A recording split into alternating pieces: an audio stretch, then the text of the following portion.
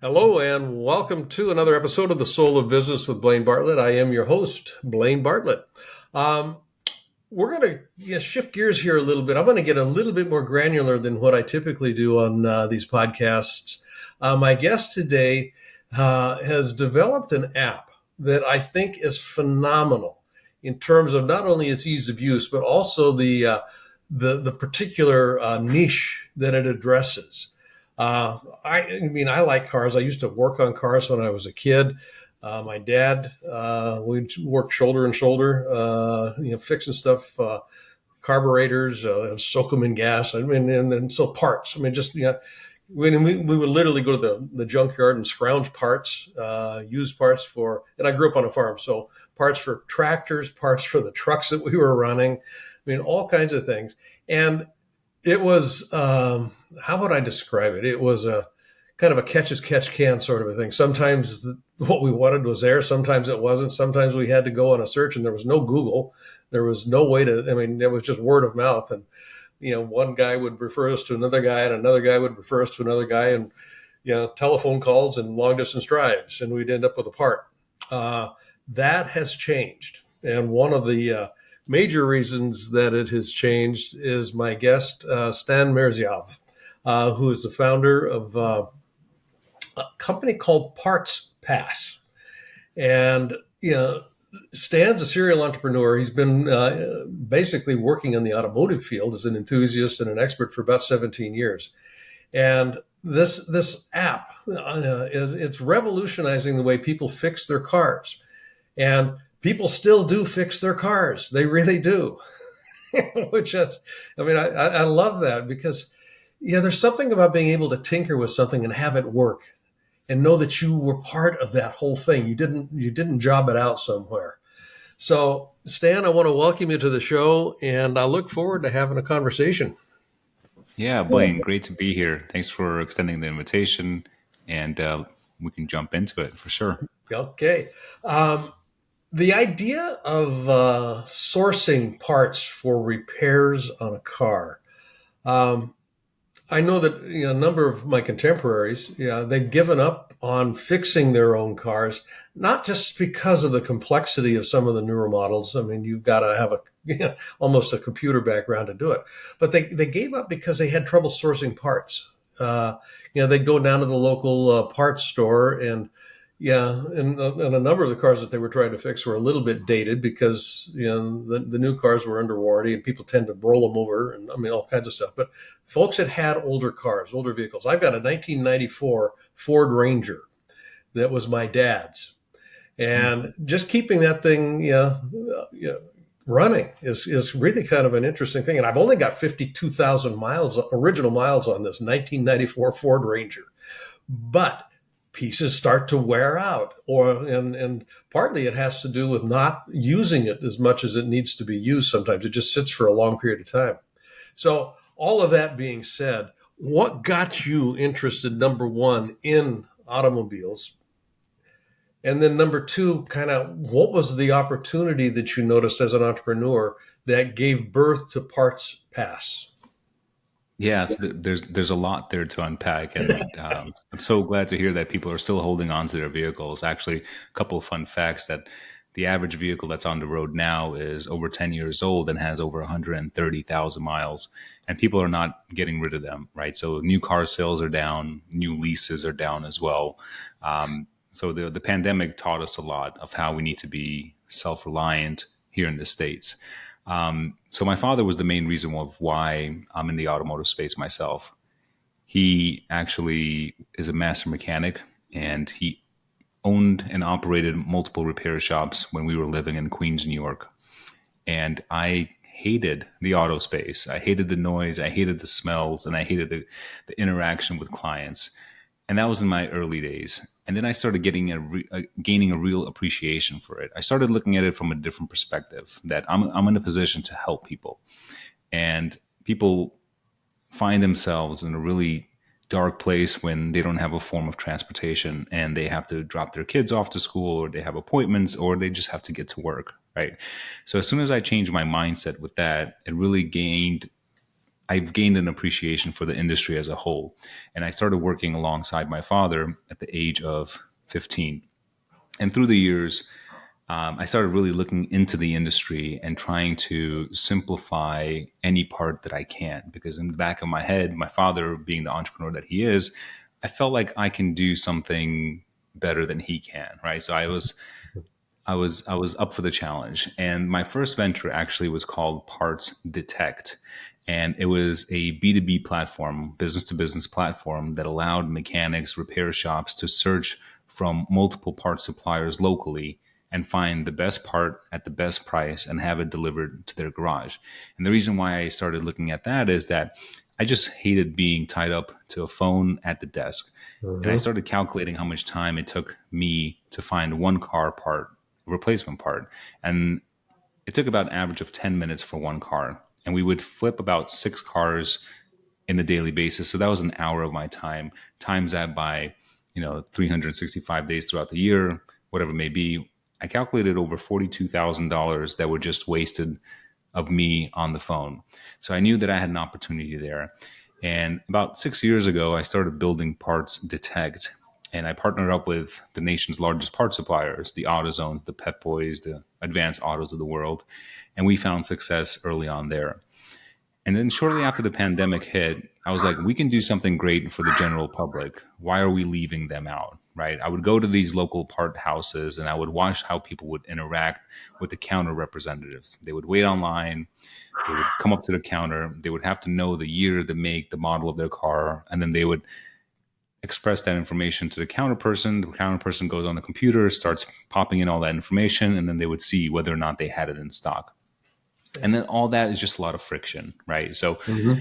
and then I started looking at the online sources, the eBays, the Amazons of the world. They don't have a good search engine. You put in, for example, air filter for a 94 Ford Explorer, it will show you maybe one or two results and then hundreds of others results that have absolutely nothing to do with your vehicle, right? It's very complex.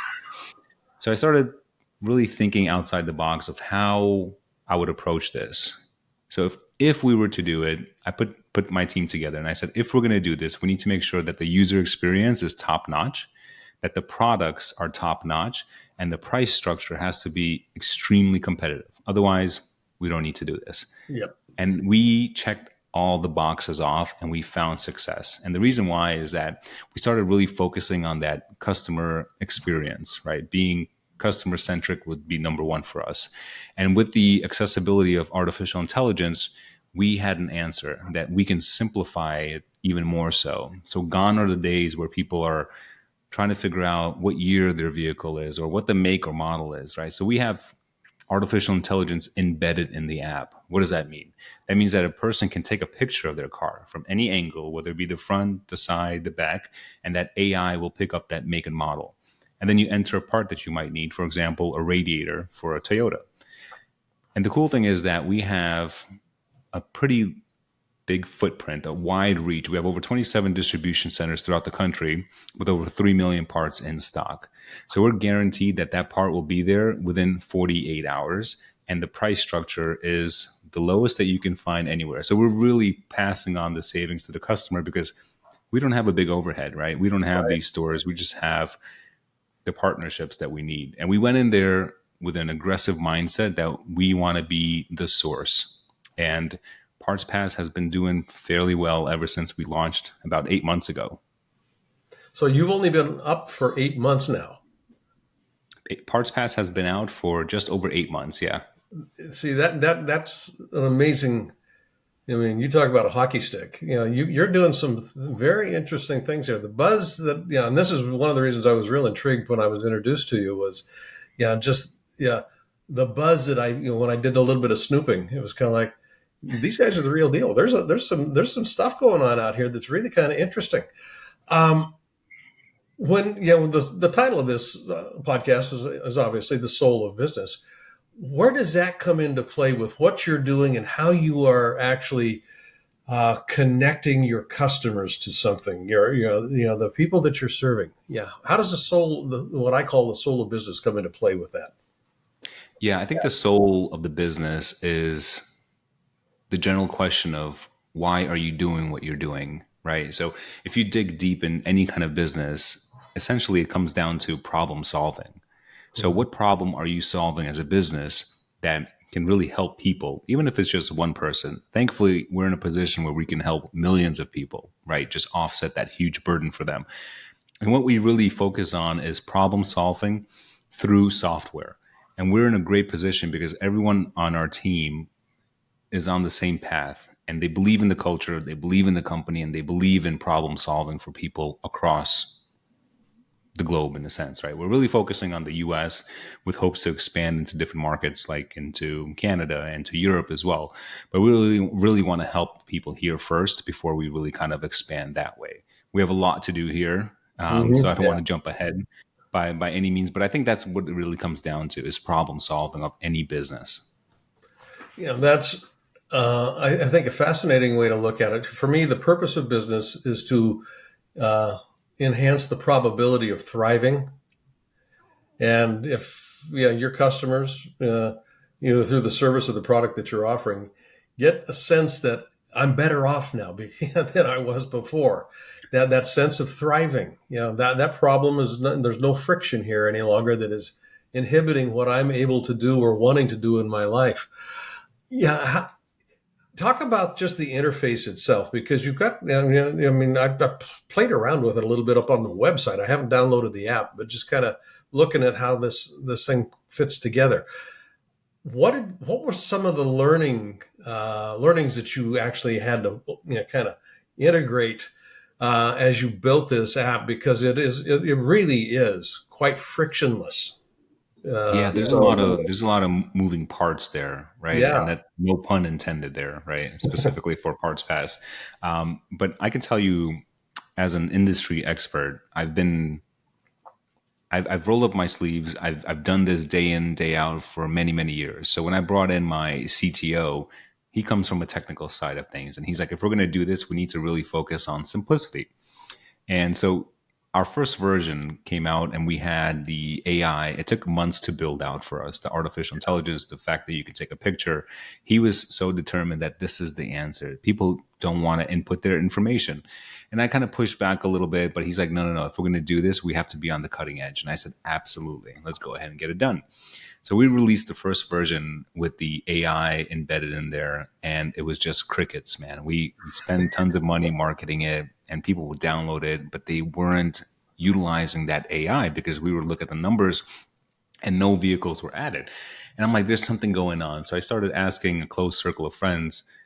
I'm like, we need to really instill the drop down menu because people just want to go in there and click a button, select the make, click a button because that's what they're used to. And it's hard to pivot into a different direction Yeah. from a habit, right? So the habit used to be I'm going to get on the phone call and call them. And now it's like I'm going to use the website or I'm going to use a mobile application. And it takes time for people to adapt that new routine and new habit. And once we came out with our second version, and mind you, we're on version 11 at this point, the second version had that drop down menu and it also had the AI where you can take a photo of it, which it still both does. So you have, as a user, you have two options. You can take a picture of the car or you can go into it and manually select it. And once we released that second version with that manual selection, we just saw an increase, right? And it just started going up from there. So people started downloading it. They started adding their vehicles. They started executing searches. They started placing orders. And then we got actually started to see improvement. And that was one of the most important pivots that we had, or new features, I should say, Yeah. in the UI. So what I find fascinating about that is initially the app was built from an engineering and from an ideation. This would be really cool, sort of a thing. This is what they need. That, I mean, and I'm not saying that that's exactly the conversation, but that's kind of what happens a lot with these sorts of applications when they're first put together. And what's missing is listening to where the customer might be. To your point, they've got a habituated way of interacting and on an app or on a website. So being able to listen and go, maybe we should meet them where they are, so that we can introduce so there's an education piece that's in place here. How do we educate them to use the AI? You're not going to educate them if you start with the AI. You go to where they are, meet them where they are, and then maybe walk them to the next piece here. Um, the interesting, well, one of the really interesting things for me here has to do with the way, Stan, that you, from an innovation perspective, you had a lot of knowledge. 17 years kind of working in this space. But what you did and what your CTO did was you said there's territory out here that's unknown. We need to be on the cutting edge of this. Innovation comes when you start exploring the unknown. It never comes when you're exploring the known. So in exploring the unknown, what kind of ahas did you have that you weren't thinking that you would get before you started this journey? Yeah, great question. Um, from a technical side of things, again, you want to be on the cutting edge of things, right? And but from an industry side of things, it's you know what you know and you know what works. So it's hard to adapt a completely different model into something and just be on the sideline and just wait, right? So that alone will eat you alive. So there's a lot of patience that need to be had from a founder's side of the world, right? And then also, if we would have waited to launch the product to make it perfect, we would have wasted so much time, right? The lean approach, and it's a great book, right? The lean approach is you need to really put something basic like an MVP, a minimal viable product, something basic, and just put it out there and let the users tell you what they want or what they don't want. And to this day, we're still listening to our users, to our customers, and we're following up with them. How can we make it better? What do you want to see? What do you like? What don't you like? And we're taking those notes and adapting them and launching new versions. So for us, it's extremely crucial and important to release new versions on a weekly basis, if not a bi-weekly basis, so we can stay up to date. And by the time a year anniversary comes into play, we've come so far, but at the same time, we're just beginning. So that's a mindset that's also a learning curve for people to have, especially coming from a brick and mortar business, because we were so used to, like my father and I as partners, my father has a mindset of, I've worked hard today. I need to get paid today. Building a software, building a company is a completely different mindset. It's like you're planting the seeds, watering them for an extended period of time, and then hopefully you get to a point where it's fruition. And it's not guaranteed, but you need to have a lot of patience at that point. Okay. Yeah. The idea of 11 versions in 8 months. Now that, I mean, and you're continuing to, yeah, a new update every week, every 2 weeks, something like that. One of the ways that I've come to define success, or more precisely, sustainable success. Yeah, how do we sustain success on the long haul here? Is in large part dependent on you developing the capacity to continuously start over, and that notion of being able to continuously start over is really kind of scary for some entrepreneurs, because we get locked into this is the way it has to be. This is what my business plan is dictating to me, which is why I hate business plans to begin with. But that's another story entirely. We're not going to go down that road. But the idea of positioning yourself, your team, and those that you interact with to get used to continuously starting over. How have you actually been able to coalesce the team around that notion? Because it sounds as if you've actually done that relatively well.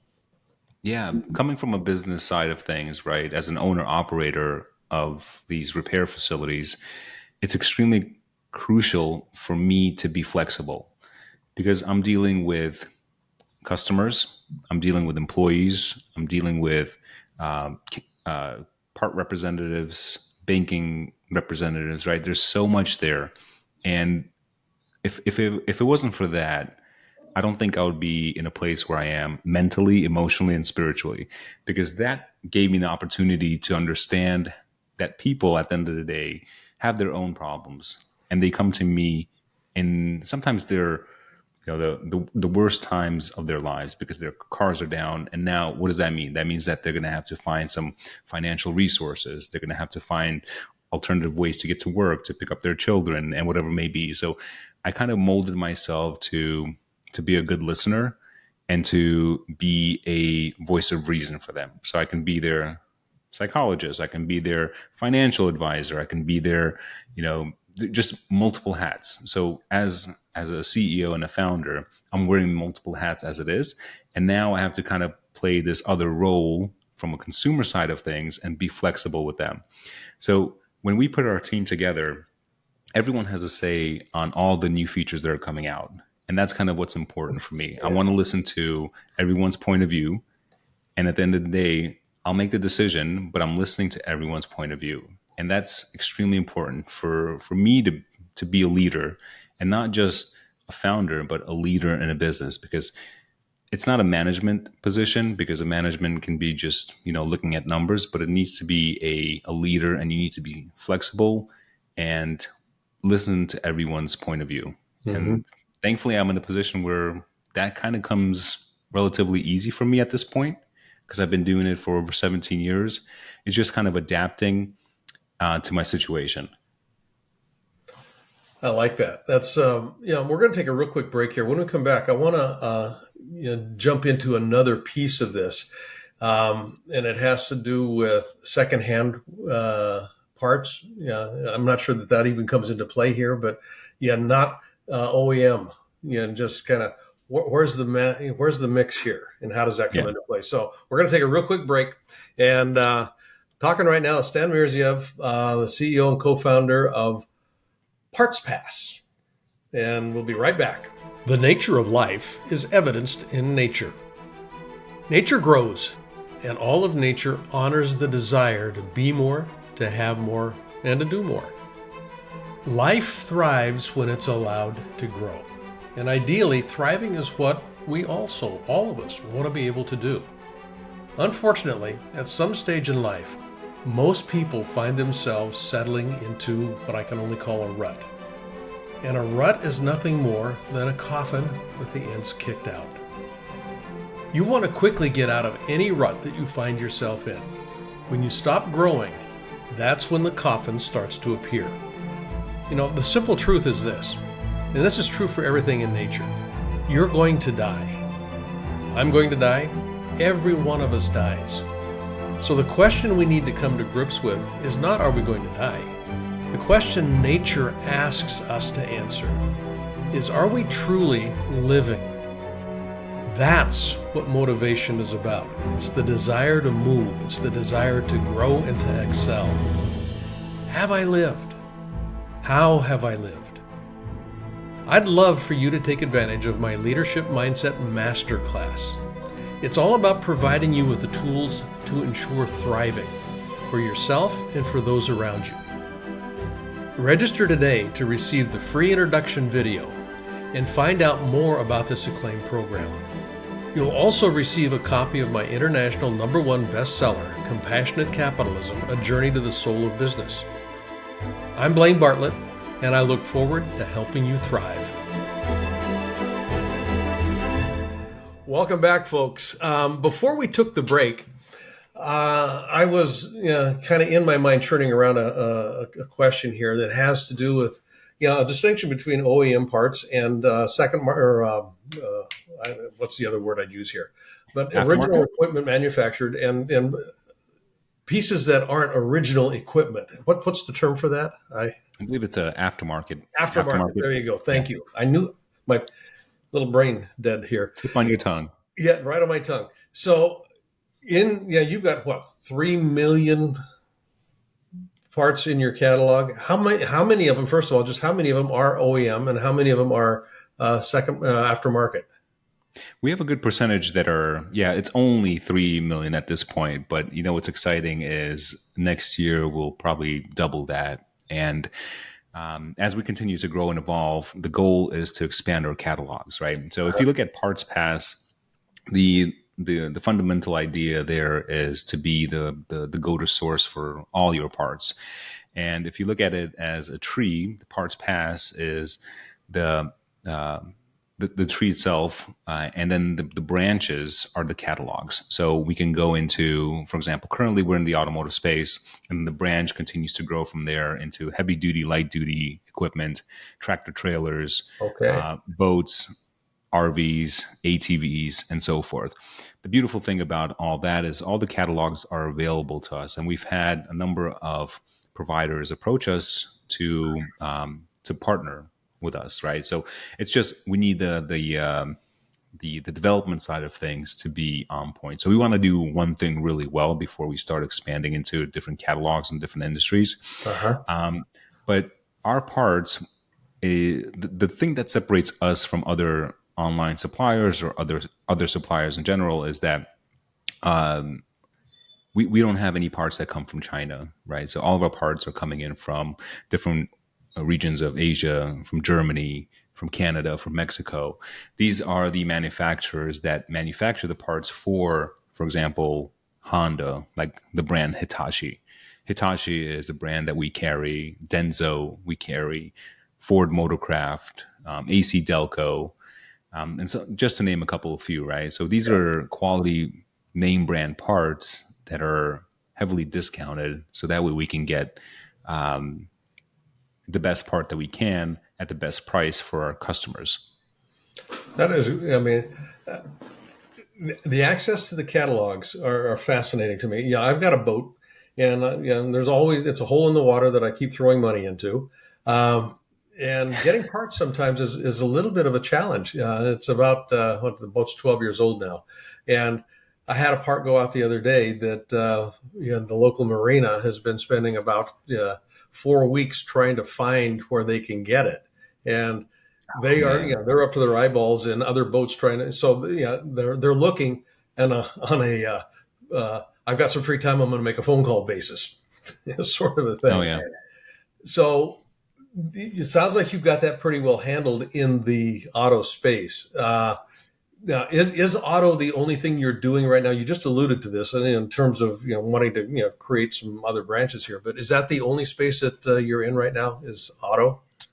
Correct. Yeah. So again, we want to do one thing really well, which is the automotive space. Perfect. And Yeah. before we start branching out, right, Parts Pass is going to have a membership model where we can really assist people in the installation processes of certain parts. So if you're looking up a alternator, we'll provide you details of how to install it with some videos. Right. This is kind of where we're going.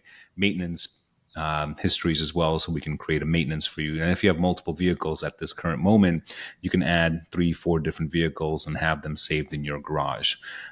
So we really want to be an asset to customers of ours, not just a parts procurement process, but Mhm. actual asset that they can rely on. A certain app that has histories of the repairs and whatnot. Yeah, you've answered the question that I didn't ask that I was going to ask, which is, on that user interface side, other than just procuring parts, I just my imagination runs wild here, and I love, we've got a garage. Okay, yeah, that's wonderful. I mean, it's kind of like okay, because we've got a number of vehicles around here, so Yeah. I'd like to know that they're in the garage, and I can go to it if I've got an online record of everything that's been done with this car. I mean, all that's brilliant. It's absolutely brilliant, and there's no question involved with that. I'm just making a comment. I love what you're up to with that. Oh, that's wonderful. Yeah, think of it this way. I thought about it like if parents have their child who is in a different state and they have a vehicle there, you know, Bobby calls mom and dad, hey, I'm at the repair shop. They said I need an alternator. Well, mom and dad can go on the Parts Pass app, get that alternator, have it shipped to their location, wherever it is, and have a local repair shop just install it, right? So the parents know that they're getting a quality part. They have a history on it. They have their garage that they can just go in there and select the vehicle. They don't have to always put in that information there. Right. So just again, coming from, the small things that really matter to some people, not to all people, but to some people, we just want to make sure that we give value every step of the way. And we really want to focus on a 3-step process, right? You take a picture of the car or you enter the credentials, you enter a part and you click order, and it gets to your house within 48 hours, which is just pretty great. That is pretty great. That truly is. Any size limitation? I'm just curious. Can I order an engine block? Uh, we don't have engine blocks, but we do have. I think the biggest part that we've sent out. It's going to be catalytic converters, Yeah, mufflers, things of that nature. They're pretty heavy, pretty heavy but and they're pretty still, unwieldy too. Yeah, yeah, all the way from to Hawaii to Puerto Rico, all across the country. We're sending parts, and currently we're only available on the Apple market, and we're getting everything ready for the launch on the Android market. I would say closer to end of September or early October. okay.